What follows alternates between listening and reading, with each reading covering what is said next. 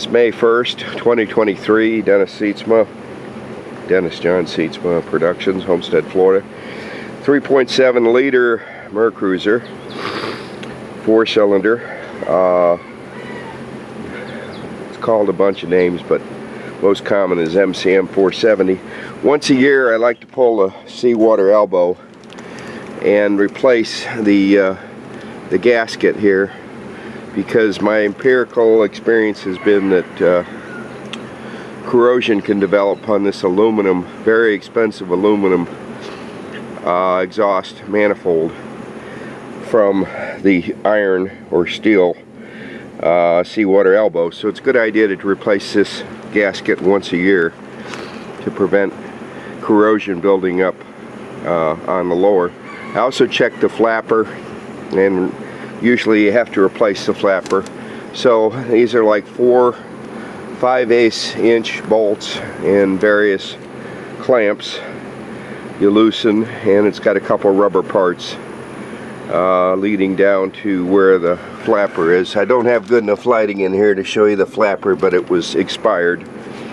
So when you replace this flapper, I think I got an OEM one, but anyway, this is a EMP, Engineered Marine Products 32-08302 exhaust shutter, replaces MC 60930 and others, made in China.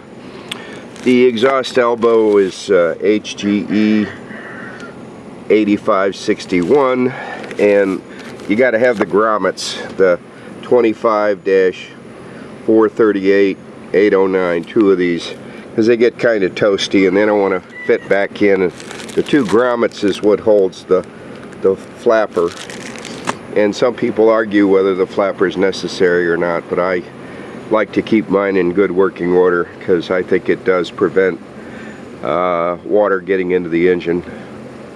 And there's some service bulletins that you need to pay attention to on this seawater elbow about the torque specs. And it's service bulletin 80-6 talks about torquing it properly. And these service bulletins came out and a lot of people didn't know about them. And also service bulletin 81-29 and others. There's a bunch of them here. I wish I could read them all to you, but and the new gasket is service bulletin 88-2, and then of course the torque spec. They tell you to keep checking these bolts, because if they come loose you get a coolant leak. So that said, and every 5 years you're supposed to replace this seawater elbow and keep the old one as a spare, is what I do. And here's the gasket. So I keep spare parts, because who knows when they're gonna not make parts for this engine anymore. It was produced from 1976 until 1989, and they stopped production in 1989. But it makes between 165 and 190 horsepower, and for the size and the weight of it,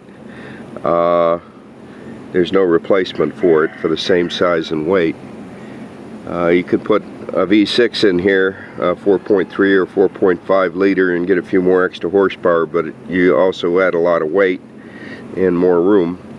Or you go down in horsepower to the 130 horsepower, and that's also a steel block, so you have the weight disadvantage. So for a lot of reasons, a lot of people are keeping this old 3.7 liter with all its different names that MerCruiser named it from 1976 to 1989 in service. Hope you enjoy the video.